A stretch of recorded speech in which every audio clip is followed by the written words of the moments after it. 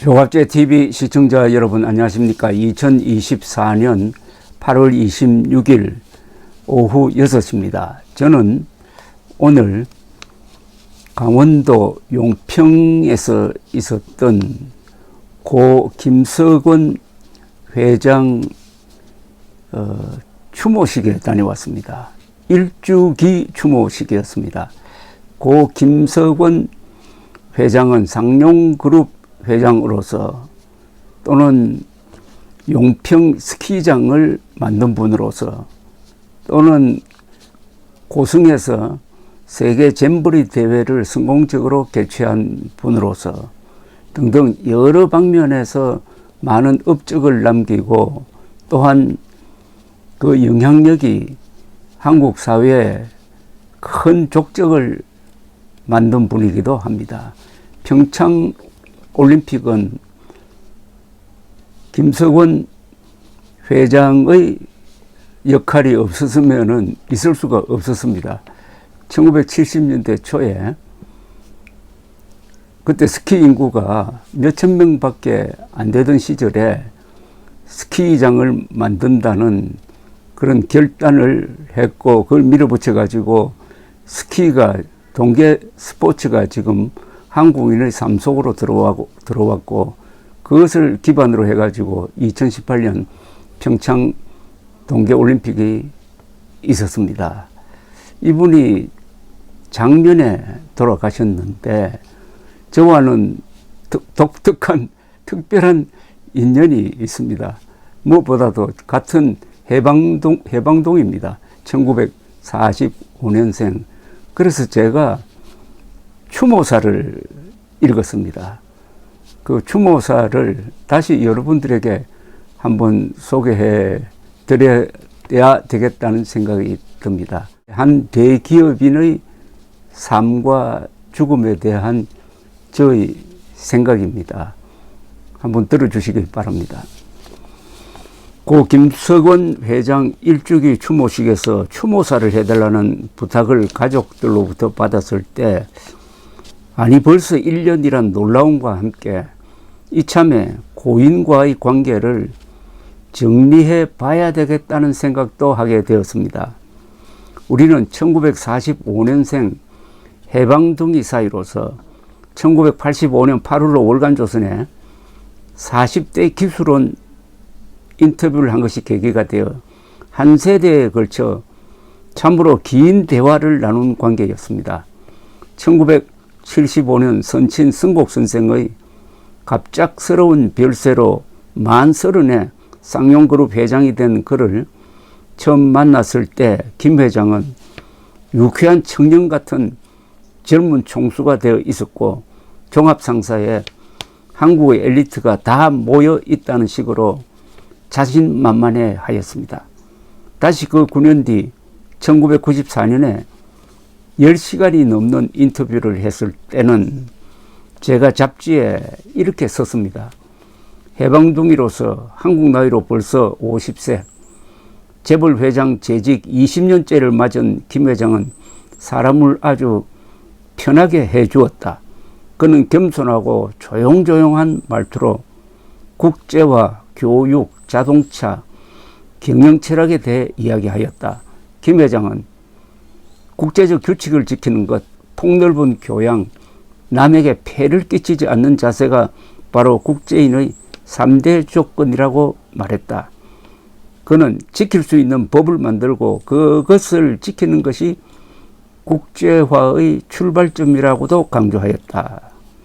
그 3년 전 강원도 고성에서 세계 스카우트 잼버리를 성공적으로 개최하였던 김 회장이 당시 화두가 되어 있었던 세계화에 대하여 한 말은 지금 다시 읽어도 멋진 한 편의 강의였습니다.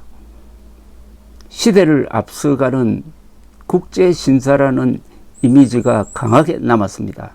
다시 그 1년 뒤 추석을 앞둔 1995년 가을, 저는 정치인으로 변신한 김 회장을 만나 이태원 자택에서 또 밤을 새워 인터뷰를 했는데 기사의 마지막 문장은 이러했습니다.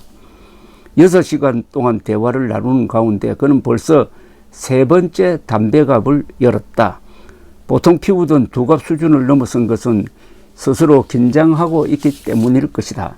기업 총수로서 달려왔던 실사구시의 20년 경력이 이전 투구판의 정치 세계에서 어떻게 발휘될까? 해방둥이로서 만 50에 제2의 인생을 출발한 김 위원장의 배웅을 받으며 바깥으로 나서니 보름달이 마당 가득 비추고 있었다. 제가 선곡언론재단의 도움으로 하버드 대학의 세계적 언론인 연수 프로그램인 니만 펠로 과정을 마치고 귀국한 지 2달이 지난 1997년 가을, 외환 위기의 파도가 덮치고 있을 때 이곳 용평에서 언론인 초청 만찬이 있었고, 김석원 회장은 하회탈을 연상시키는 그 특유의 매력적인 웃음으로 재회를 반가워하면서도 요사이 하루하루가 어렵다고 약한 면을 보이던 그 표정이 지금까지도 잊혀지지 않습니다. 이 무렵인지 언제인지 모르겠는데 김 회장은 그만두겠다는 사람에게 난 그러면 누구한테 사표 내나? 라고 말했다고 합니다. 난 누구한테 사표 내나? 가슴에 총을 맞고도 난 괜찮아 라고 했던 박정희 대통령이나 많은 것을 이루시고도 이 세상에 있는 것에 내 것이 하나도 없다고 하셨다는 성곡 선생 같은 선배 세대의 시대적 역할은 브릿지 오버 트러블드 워터, 즉 이 험한 세상에 다리를 놓는 것이었습니다. 그 다리를 넘어 새로운 세상으로 진격한 김 회장과 저희 해방둥이들은 배고픔을 아는 마지막 세대이고 풍요로움을 즐기는 첫 세대가 되었으며 가장 빨리 높게 멀리 달렸고 그래서 가장 크게 넘어지기도 했습니다. 이 세대의 선두주자 김석원 회장이 넘어졌을 때 그 많던 친구들이 사라져 갈 때 그를 위하여 험한 세상의 다리가 되어 주셨던 사람들이 오늘 이 자리에 모였습니다. 대한민국이 자본주의 체제로 건국한 이후 2000년 민족사에서 처음으로 기업인들이 새 역사 창조의 주인공이 되었고 이들의 분투 덕분에 우리는 The Greatest Story Ever Told, 즉 인류 역사상 가장 위대한 문명 건설의 이야기를 쓸 수 있게 되었으며 김석원 회장은 그 이야기의 주요 필자 중 한 분이십니다.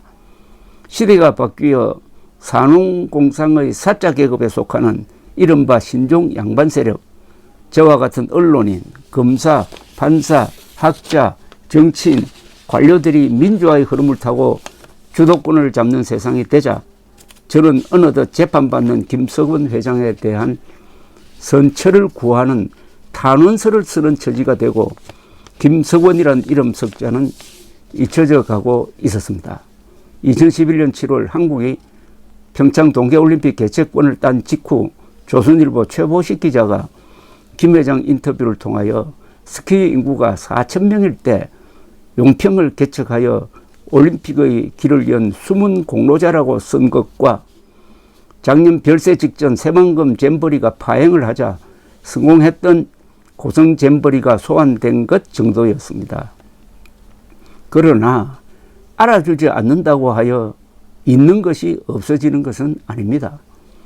김 회장은 가장 높은 수준의 교양인이셨고 기업인, 스포츠맨, 국제인, 교육가, 언론인, 사회봉사자, 그리고 월남전 파병 해병대원으로서 그가 남긴 거대하고 다양한 유산과 감동적 기억들은 우리의 삶 속에 살아 숨쉬고 있고 대한민국 문명 건설의 일부가 되어 있습니다. 오늘은 김 회장을 추모하지만 세월이 흐르면은 이러한 추억의 감정도 희미해지면서 기억으로 퇴색되고 기록으로 변했다가 종국엔 기념일로 남게 될 것입니다. 이병주 선생의 말을 빌면 월광에 물들면 신화가 되고 햇빛에 바래면 역사가 된다고 합니다. 김 회장 별세 20주년, 50주년, 100주년은 어떤 모습일까 하는 것은 여기 모이신 분들의 관심과 노력으로 결정될 것입니다.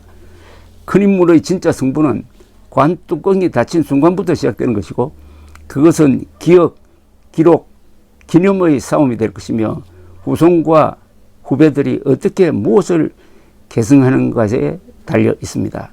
시대를 앞서간 국제 신사의 글로벌 스탠다드 입장에서 늘 한국 사회를 비판적으로 보면서 답답함을 토로하던 김 회장이 나는 누구한테 사표 내나?